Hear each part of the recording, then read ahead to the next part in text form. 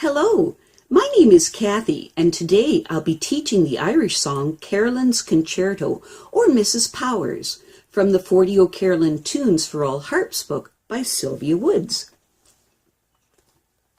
Oops.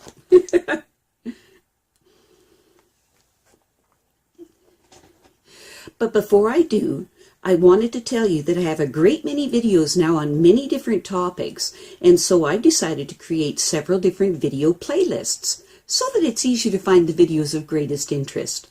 So please check out my playlist page. Now this tune is also called Mrs. Powers. Mrs. Power, whose maiden name was Elizabeth Keating, was the wife of David Power of Courheen.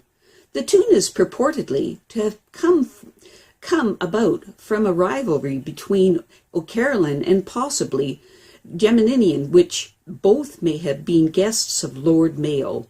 However, the title indicates that it was probably composed in Courheen in honor of the wife of David Power.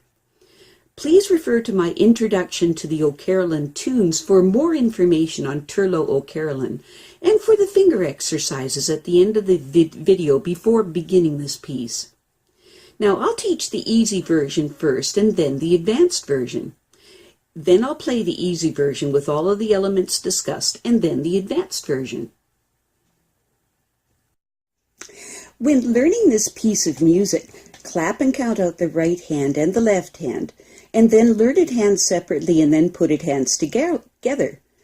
Carolan's Concerto, or Mrs. Powers, is written in the key of D major, so remember to engage all the F and C sharping levers before you begin. When learning this piece of music, do not play the repeats when you're practicing it. Only play the repeats when performing this piece of music.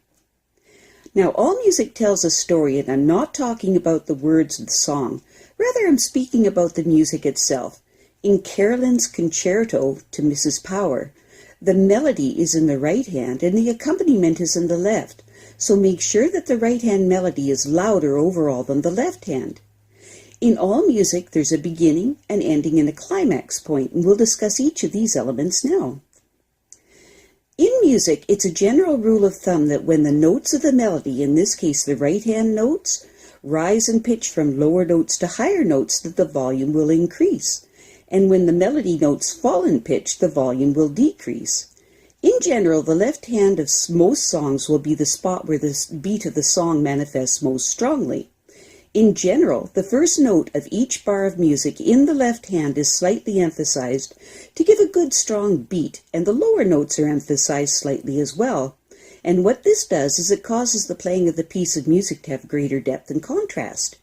At the conclusion of the piece will be a slight retardando, or a slight slowing down of the tempo, so that the listener can hear that the song is about to end. In the easy version of Carolan's Concerto or Mrs. Powers, there are broken 3-note chords in the left hand, and I just wanted to demonstrate how those fit in. Now, the first one occurs on the first line of music, and the left hand comes in, the bottom note of the chord in the left hand comes in with the right hand, so it's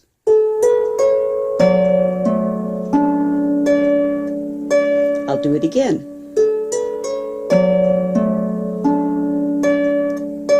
And a little faster. Hear it? And that's how that works. And this is the easy version of Carolan's Concerto or Mrs. Powers.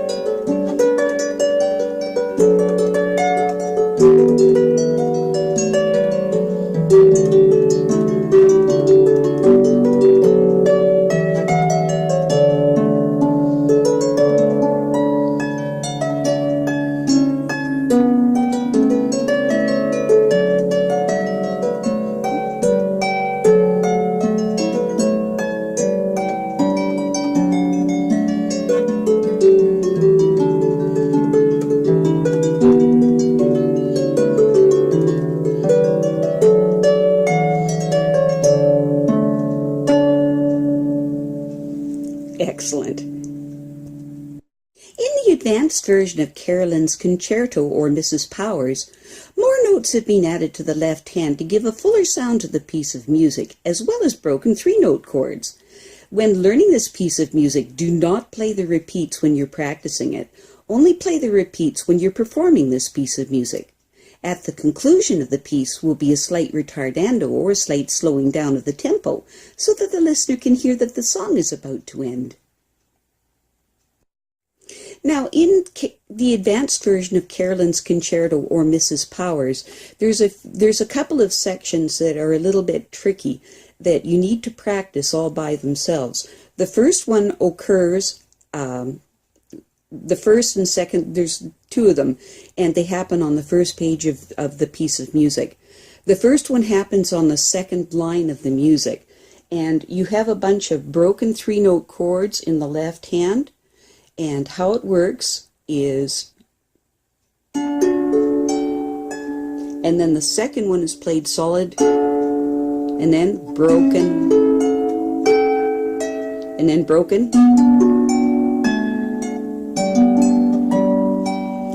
So, the left hand broken three-note chord, the bottom note of the chord fits in with the right hand note, so it's,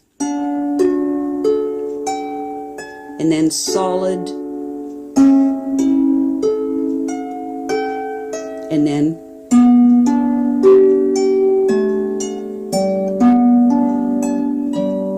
see how that goes? I'll go a little faster.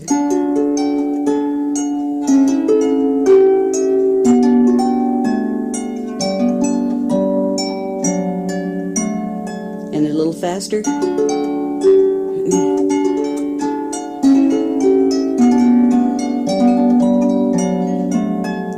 Hear how that works? Great. Now that's the first part, and you should practice that, say 5 times before you, really slowly and to the best of your capability, before you start practicing this piece of music. And then the second difficult spot is the last line of music on the first page, and it's the left hand notes, in particular the broken three-note chords in the left hand. I'll demonstrate it. Really slow. Now the broken three-note chord, the top note of that chord fits in with the right hand, so it's,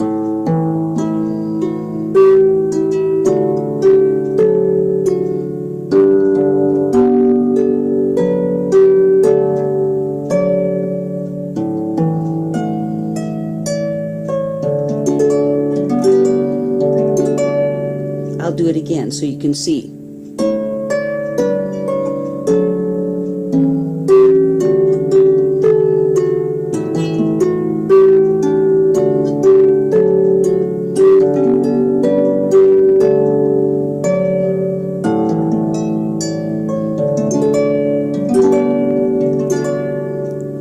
And I'll go a little bit faster.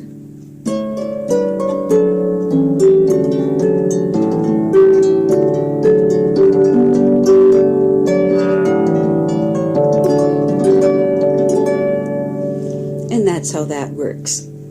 And that last line of music, you should also practice it 5 times all by itself before you start practicing the whole piece. And it's a good idea to practice the first page of this piece of music by itself and the second page by itself. And that works out best.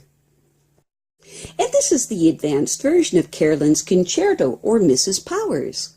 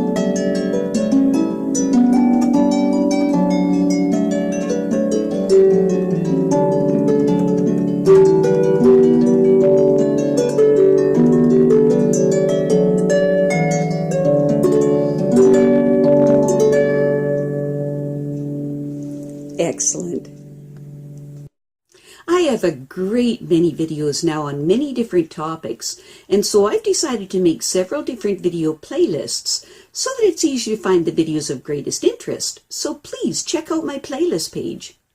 Well, that's it for now. To stay up to date with my latest videos, make sure to subscribe to this free YouTube channel by clicking the red subscribe button right below this video. Take care.